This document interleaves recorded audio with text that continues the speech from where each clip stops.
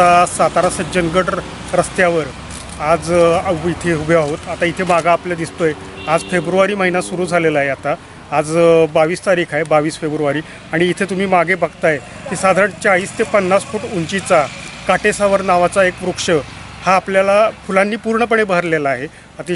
अतिशय सुंदर गुलाबी रंगाची अशी त्याची फुलं आहेत। 5 पाकळ्या असलेलं हे फूल आणि हे काटेसावरचं हे झाड हा पक्ष्यांचा जुसबार म्हणून ओळखला जातो।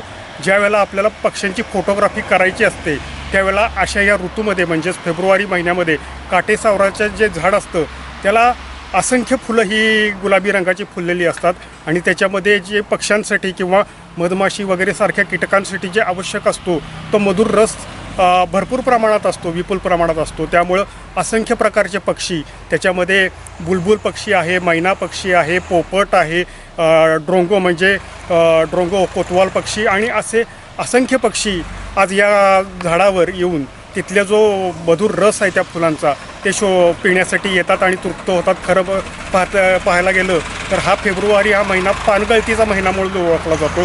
सगळीकडं झाडांची पानगळती होत असते, परंतु पानगळती होऊन सगळे डोंगर आणि वृक्ष बोडके झालेले असतात, पण तरीसुद्धा या परिस्थितीमध्ये इथं हा निसर्गाचा खऱ्या अर्थाने आविष्कार सुरू असतो, निसर्गाची रंगपंचमी सुरू असते। याचं कारण असं, तुम्ही जर काटेसावराचं झाड तिथं बघितलं, आज फेब्रुवारी महिना सुरू आहे, आज प्रत्येक ठिकाणी आपल्या महाराष्ट्रामध्ये असंख्य काटेसावराची फुलं ही फुललेली आहेत।